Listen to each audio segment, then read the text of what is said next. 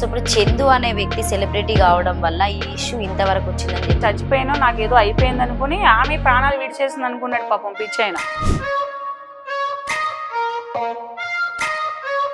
ఇంకా ఇక్కడ విచారకరమైన విషయం ఏంటంటే ఆయన చనిపోయిన నెక్స్ట్ డేనే సో ఇప్పుడు ఏంటంటే ఆమెకి ఫ్యామిలీ సపోర్ట్ లేకపోవడం వల్ల మీడియా ముందుకు వస్తుంది అనుకోవచ్చా? అంటే శిల్పా గారు బయటకు రాకపోవడం, ఎందుకు ఆమె యాక్సెప్ట్ చేసింది క్వశ్చన్ మార్కు. శిల్ప ఎందుకు కేసు పెట్టలేదు క్వశ్చన్ మార్కు.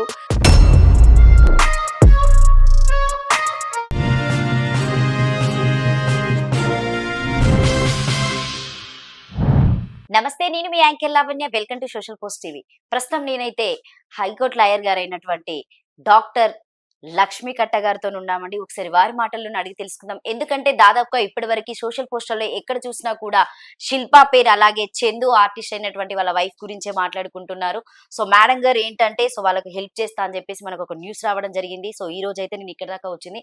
ఆ న్యూస్ మీకు ఏంటని ఒకసారి తెలియజేద్దాం. సో అలాగే మా ఛానల్ ఎవరైతే ఇప్పుడు చూస్తున్న వాళ్ళు కంపల్సరీగా లైక్ చేయండి, షేర్ చేయండి, కామెంట్ చేయండి. Thank you. సో మేడం నమస్తే.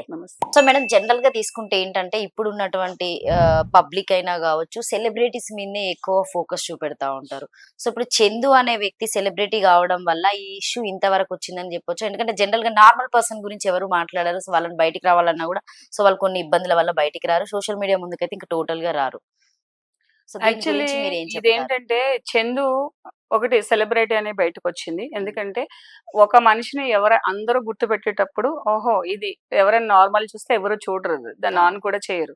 వీళ్ళు ఎక్కడ చూసాము, వీళ్ళు టీవీలో వస్తారు, వీళ్ళు ఫిల్మ్లో వస్తారు, లేదా వీళ్ళు పొలిటీషియన్స్ అన్నప్పుడే దానికి ఏంటంటే దానికి ఎక్కువ ఇంపార్టెన్స్ ఇస్తాం మనం. ఏదైనా కూడా సెలబ్రేట్ అంటే మనకు తెలుసు, సెలబ్రిటీ అనేది ఒకటి, తర్వాత ఇందులో ఒక ఇల్లీగల్ కాంటాక్ట్ ఉన్నది అనేది ఒకటి.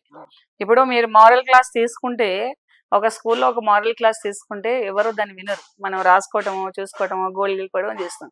అరే ఎంటర్టైన్మెంట్ మీరందరూ లేచి మనం ఇది ఒక ఎంటర్టైన్మెంట్ క్లాస్ అంటే మనం ఇంట్రెస్ట్ చూపిస్తాం. అలాగే ఏంటంటే ఒక మారల్ది మనం ఏదైనా చేసినప్పుడు అమ్మాయిలు వినరు. ఇలాంటిది పెట్టుకుని మనము దాని మీద కొన్ని ఇది చేస్తే దాన్ని అబ్జర్వ్ చేస్తారు కాబట్టి కొంతమందికి మంచి వెళ్ళడానికి కూడా, మంచిని క్యాచ్ చేయడానికి కూడా ఛాన్సెస్ ఉంటుంది. సెలబ్రేట్ అవ్వడం ఒకటి, అందులో ఒక అట్రాక్టివ్ సబ్జెక్ట్ ఏంటంటే పవిత్ర జయరామ్కి చందు గారికి ఉన్న రిలేషన్ ఒకటి బాగా హైలైట్ అయింది. ఇప్పుడు ఆయన నిజంగా ఆత్మహత్య చేస్తుండి పవిత్ర ఉండుంటే ఇంత హైలైట్ కాదు అది. సో అక్కడ ఏం జరిగిందంటే నిజంగా నాకు ఒకటి అనిపిస్తా ఉంటుంది. ఏమనంటే ఆయన ఏమనుకున్నాడు, ఒక పాయింట్ ఆమె సడన్ గా ఆమె అప్పుడప్పుడు కొలాప్స్ అయిపోతుంటది కదా లో బీపీ వల్ల. సో దట్ అలా అప్పుడు ఎవరో కొడితే బ్రతికింది, నేను కొట్టినప్పుడు బ్రతికింది, సో నేను బ్రీత్ ఇచ్చినప్పుడు బ్రతికింది. సో నన్ను చూసి నా మీద ఉన్న విపరీతమైన ప్రేమ వల్ల నేను రక్తమాడులో పడిపోయాను, నేను చచ్చిపోయాను, నాకేదో అయిపోయింది అనుకుని ఆమె ప్రాణాలు విడిచేసింది అనుకున్నాడు పాపం పిచ్చైన. కానీ అక్కడ పోస్ట్ మార్టం రిపోర్ట్లో ఏమొచ్చిందంటే కాలర్ బోన్ ఇరిగిపోయింది, ఇక్కడ రిబ్స్ అన్ని కూడా ఆ ఫ్రంట్ ఉన్న సీటు ఇక్కడ తగిలేయడం వల్ల ఈ మానుకోవడం వల్ల ఈ బోన్స్ అన్ని ఇరిగిపోయాయి అని చెప్పేసి రిపోర్ట్లో వచ్చిందని వాళ్ళ డాక్టర్ చెప్పింది. ఇంకా ఇక్కడ విచారకరమైన విషయం ఏంటంటే ఆయన చనిపోయిన నెక్స్ట్ డేనే పోస్ట్ మార్టం రిపోర్ట్ వచ్చింది.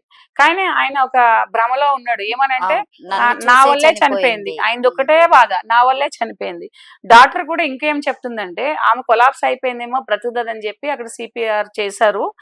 అది ప్రెస్ చేయడం వల్ల కూడా ఆమెకి ఇదయిందని. అక్కడ సిపిఆర్ చేసినట్టు ఆయన తెలియదు, ఆయనకి నాలెడ్జ్ లో లేదు, అన్కాన్షియస్ లో ఉండడం వల్ల. సో ఇవన్నీ తను ఒక భ్రమలో ఉండిపోయాడు. వన్ డే బతుకుంటే మేబీ ఆయన బతకడానికి ఛాన్స్, మైండ్ ఇదవుతుంది కదా, అయ్యో నా వల్లే చనిపోయింది అనుకున్నాను, పాపం పిచ్చిది, కానీ ఆమెకి బోన్స్ అన్ని ఇరిగిపోయినాయి, రిబ్స్ ఇరిగిపోయినాయి, ఇంటర్నల్ డామేజెస్, ఇంటర్నల్ బ్లీడింగ్స్ వల్ల చనిపోయిందని అని అనుకోలేదు. సో అట్లా ఒకటి ఇది జరిగింది.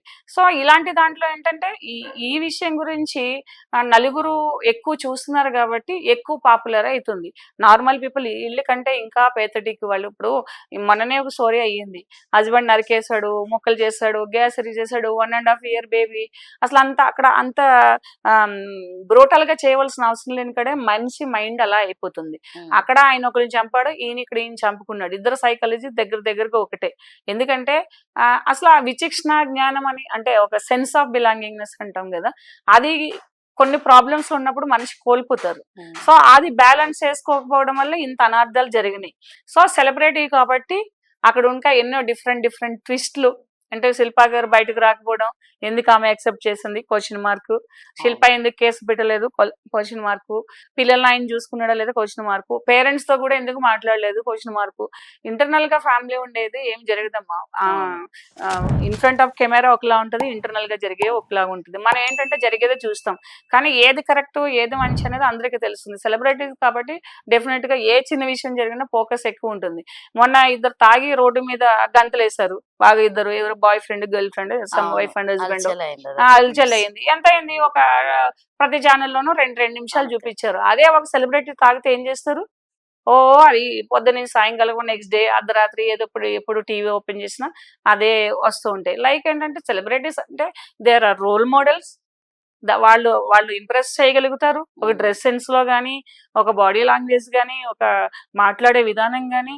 చాలా మంది వాళ్ళు మనం ఈ యాక్ట్రెస్ లా ఉండాలి, ఆ యాక్ట్రెస్ లా ఉండాలని ఫీల్ అవుతారు. అబ్బాయిలు కూడా వీళ్ళ ఉండి అలా ఉంటారు. అంటే టీవీ వాళ్ళు ఉంటారు, థియేటర్ బిగ్ స్క్రీన్ మీద వాళ్ళు ఉంటారు. సో వాళ్ళు ఇన్ఫ్లుయెన్స్ చేసేది ఎక్కువ ఉంటది కాబట్టి వాళ్ళు ఇన్ఫ్లుయెన్స్ చేసేదే కదా. ఒక స్టోరీ వాళ్ళు ఒక మూవీ తీస్తే మనకు వస్తుంటే అది మనం ఆన్వాయించుకుంటాం. అదే అంటారు థియేటర్ ఇన్ఫ్లుయెన్స్ 3-4 డేస్ ఉంటది, శ్మశాన వైరాగ్యం 1 డే ఉంటది అని.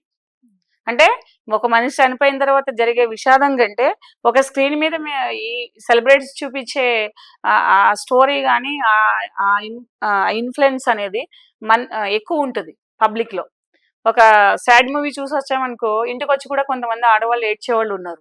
సీరియల్ చూసారనుకో చూస్తూ కూడా ఏడ్చేవాళ్ళు ఉన్నారు. ఈవెన్ పెద్దవాళ్ళు కాకపోయినా ఈవెన్ చిన్నవాళ్ళు కూడా కొంచెం సెన్సిటివ్ మైండ్ ఉన్నవాళ్ళు. సో దట్ వాళ్ళ ఇన్ఫ్లుయెన్స్ ఎక్కువ ఉంటుంది కాబట్టి వాళ్ళదే ఎక్కువ చేస్తారు పబ్లిక్.